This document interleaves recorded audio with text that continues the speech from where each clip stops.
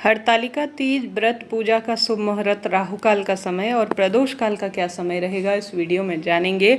साथ ही यह भी जानेंगे एक दिन पहले अगर गुरुवार है तो बाल कैसे धोने चाहिए। जैसे कि यह व्रत बहुत पावन पवित्र है और 6 सितंबर 2024 शुक्रवार के दिन रखा जाएगा।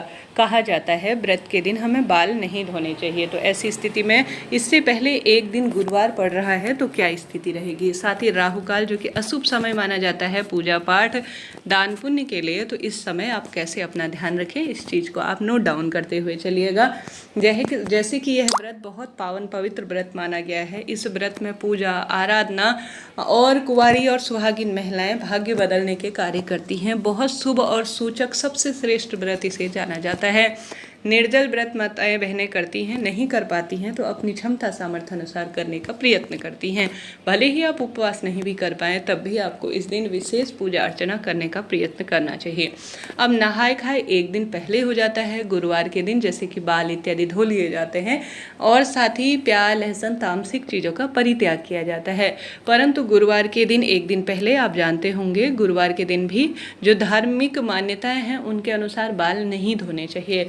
ऐसी स्थिति में क्या करें, इस बारे में आपके प्रश्न आ रहे हैं तो आपको बताते हुए चलूं तो शास्त्रों में कहा गया है और लोक मान्यताएं भी कहती हैं कि उस दिन जो है जैसे बार बड़ा नहीं होता वह त्योहार बड़ा होता है। तो बार की प्राथमिकता नहीं है, तो आप सभी इस चीज़ का ध्यान रखते हुए इस दिन बाल धो सकते हैं गुरुवार के दिन। बस इसमें यह कार्य कीजिएगा कि आप नहाने के पानी में विशेष तौर पर 1 चुटकी हल्दी और थोड़ा कच्चा दूध डाल लीजिएगा, जिससे कि आप सारे दोषों से मुक्त रहें। देखिए गुरुवार के जो नियम है वह तो आप अगली बार भी मान लेंगे, वैसे भी एक चीज में एक बार में कोई दोष नहीं है और त्योहार सबसे बड़ा है यह देखा जाता है। बार की महत्वता या बार के नियम तो हम हमेशा ही अपने जीवन में फॉलो करते हैं, उन्हें मानते हैं, परंतु त्योहार हरतालिका तीज तो बहुत बड़ा पावन पवित्र व्रत है। इसमें जो है पूर्ण रूप से हमें सावधानी बरतनी होती है और शुद्धता का ध्यान रखना होता है। तो गुरुवार के दिन बाल धोने में कोई दोष नहीं है। आप गुरुवार के दिन 1 चुटकी हल्दी और थोड़ा सा जो है कच्चा दूध डालकर अगर जल के पानी में पूर्ण रूप से साबुन शैम्पू लगाकर गुरुवार के दिन बाल धोते हैं तो कोई दोष कोई दिक्कत की बात नहीं है।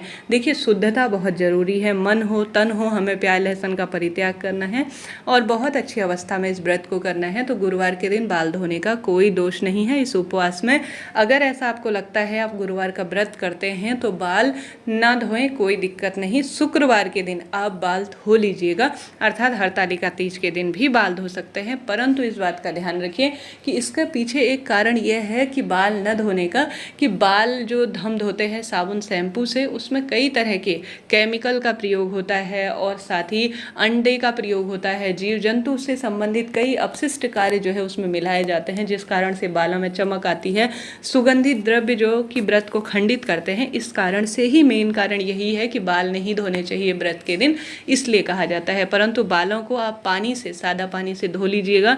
किसी कारण से आप गुरुवार के दिन नहीं धो पाए हैं तो शुक्रवार के दिन आप बाल धो सकती हैं। वैसे भी प्राचीनतम समय में नदी इत्यादि में जाया जाता था, वहाँ बालों को जरूर गीला कर लिया जाता था या स्वयं ही वह गीले हो जाते थे, तभी व्रत परिपूर्ण होता है।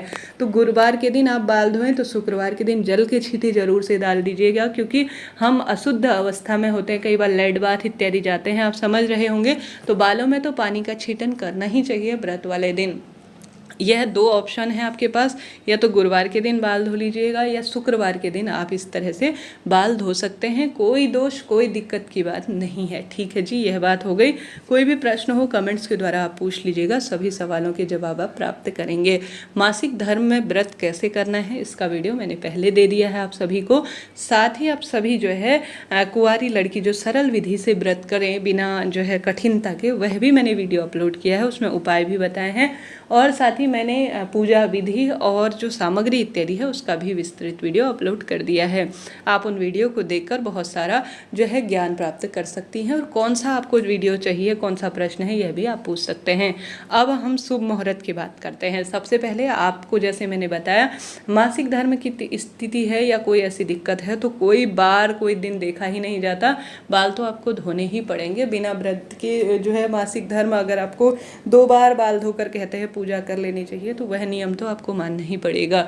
ऐसे में आप सभी जिस दिन आपका व्रत है उसके एक रात्रि पहले से, जैसे 6 तारीख को व्रत है तो जो है गुरुवार की रात्रि को आप सभी 5 तारीख की रात्रि को प्याज लहसुन तामसिक चीज़ें पूर्ण रूप से परहेज करें, तभी आपका व्रत पूर्ण होगा। घर में प्याज लहसुन रसोई में बनने ना पाए। ब्रह्म मुहूर्त कब होगा, ध्यान से सुनिएगा। ब्रह्म मुहूर्त 4:30 से 5:16 के आसपास है। उससे पहले आप सभी जो है 4 बजे से पहले या 4 बजे के आसपास सरगई खा लीजिएगा, जिसमें ज़्यादा से ज़्यादा ठंडी चीज़ों को आप ग्रहण कीजिएगा। खीरा, पपीता, रसीले फल, चाय, दवाई इत्यादि उसी समय आप ग्रहण कर लीजिएगा। अगर आप निर्जल व्रत करते हैं तो ठीक है, अच्छी तरह से आप सरगई खा लीजिए अच्छी तरह से, ताकि शरीर में ताजगी रहे। अच्छी तरह से पानी इत्यादि पी लीजिए, चाय वगैरह पी लीजिए, ताकि कठिनाई ना आए। ठीक है, यह भी बात हो गई। अब पूरे दिन भर में व्रत का संकल्प जब आप लेंगे तो वैसे आप निर्जल कैसे कर सकती हैं, आप जो है दवाई खाकर कैसे कर सकती हैं, ये जो भी नियम लेने होते हैं उपवास के, वह जो है जब आप नियम लेंगी, जब आप जो है संकल्प लेंगी, तभी आप पूर्ण कीजिएगा। इस चीज़ को ध्यान रखिए और संकल्प ऐसा लीजिएगा जिसे आप पूर्ण कर पाएँ। विधि विधान से आप पूजन करें सुबह के समय में। हमारे क्षेत्र में तो सुबह और शाम ही पूजन किया जाता है, जितना मैंने देखा है। अगर आपके क्षेत्र में 4 पहर की पूजा की जाती है तो उस स्वरूप में कीजिएगा। सुबह दीप लगाएं, अखंड दीप अगर लगाते हैं तो, नहीं तो सामान्य दीपक लगाएं। फुलेरा बांधें। जहाँ पर भी माँ पार्वती और महादेव का पूजन कर रहे हैं वहाँ पर विधि विधान से पूजन करें। माता गौरा को सिंदूर इत्यादि समर्पित कर कर विधान से पूजन करने का आप नियम लीजिएगा। और साथ ही दिन भर में आपकी जो भी प्रक्रिया रहती है सुंदर अवस्था में, सुबह तैयार हुए, मेहंदी वगैरह लगा लें, अच्छी तरह से सुंदर अवस्था में तैयार होकर प्रदोष काल का समय, अब ध्यान से सुनिएगा, पूजा का शुभ मुहूर्त क्या रहेगा। 6 सितंबर उदया तिथि के अनुसार इस साल व्रत किया जा रहा है, तो पूजा का शुभ समय सुबह का जो है वह बहुत अच्छा है, बहुत श्रेष्ठ समय है। 6:14 से 7:15 के आसपास बहुत अच्छा श्रेष्ठ समय हो रहा है। इस समय आप अपनी पूजा शुरू कर कर थोड़ी देर तक भी पूजा कर लेते हैं तो अति उत्तम इसे माना जाता है। परंतु शुभ समय जो आप शुरू करने का है वह यही है। इसके बाद थोड़ी देर तक आप जितना अवधि आपके पूजा में लगता है वह ले लीजिएगा। ठीक है, यह बहुत अच्छा शुभ समय, इसमें बहुत सारे अच्छे सहयोग बन रहे हैं, तो इस समय आप अपनी पूजा कीजिएगा। अब राहु काल का समय जो कि बहुत अशुभ समय माना जाता है, इस समय कोई नया कार्य करने से बचें, वह जो है अशुभ समय माना जाता है। तो राहु काल का समय इस दिन सुबह 10:45 से 12:19 तक हो रहा है। स्क्रीन पर मैंने दिया हुआ है। इस अशुभ समय को भी आप थोड़ा सा परित्याग कीजिएगा, इस बात का ध्यान रखते हुए आप कार्य कीजिएगा। साथ के साथ प्रदोष काल जो कि पूजा का सर्वश्रेष्ठ समय माना जाता है, जिस समय पूजा आराधना करना शुभ होता है, वह शाम को 5:50 से 7:20 तक कर लीजिएगा।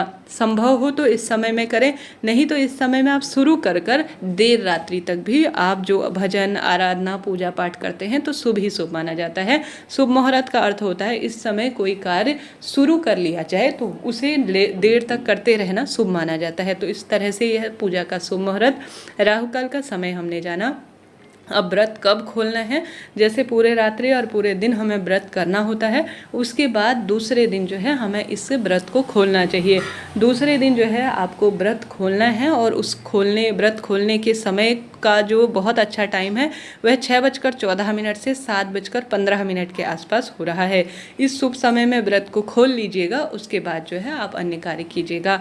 आप एक समय का भोजन, सुहाग सामग्री, ब्राह्मण देवता के लिए वस्त्र और सुहागिन पंडिताइन के लिए दान, जो आपसे बन पड़े यह दान देकर, गौ माता की सेवा पूजा कर कर और जो विसर्जन कर कर आप सभी जो है अपने व्रत उपवास को खोलिएगा। भगवान जी ने चाहा, माता रानी ने चाहा, जिस कामना के तहत आप मन में आस लगाए हुए हैं निश्चित रूप से वह पूर्ण होगी। हर हर महादेव।